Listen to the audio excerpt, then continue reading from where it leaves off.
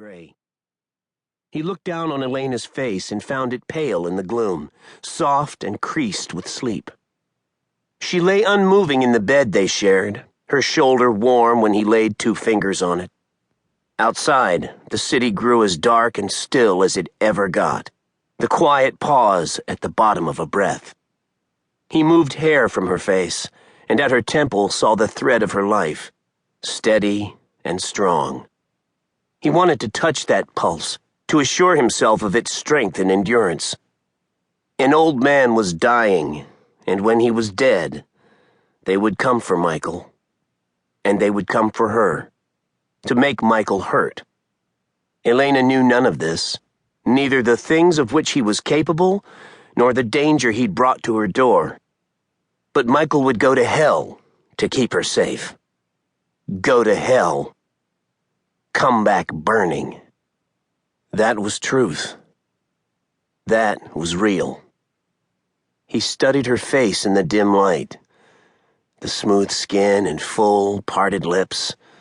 The black hair that ran in waves to her shoulder, then broke like surf. She shifted in her sleep, and Michael felt a moment's bleakness stir. A familiar certainty that it would get worse before it got better. Since he was a boy, violence had trailed him like a scent. Now, it had found her too. For an instant, he thought again that he should leave her, just take his problems and disappear. He tried before, of course. Not 1 time, but 100. Yet with each failed attempt, the certainty had only grown stronger. He could not live without her. He could make it work. Michael dragged fingers through his hair and wondered again how it had come to this place. How had things gone so sour so fast? Moving to the window, he flicked the curtain enough to see down into the alley. The car was still there, black and low in the far shadows. Distant lamplight starred the windshield so that he could not see past the glass, but he knew at least one of the men who sat inside. His presence was a threat, and it angered Michael beyond words. He'd made his bargain with the old man and expected the deal to be honored. Words still mattered to Michael. Promises. Rules of conduct.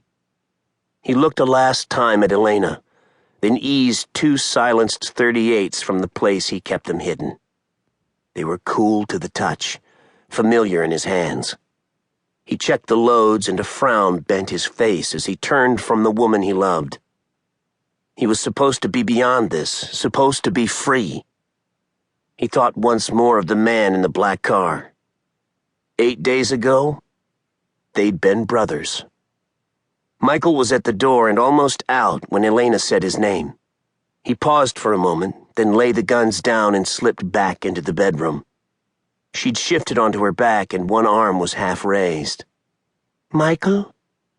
The name was a smile on her lips, and he wondered if she was dreaming. She shifted, and a warm bed smell rose in the room. It carried the scent of her skin and of clean hair. It was the smell of home and the future, the promise of a different life.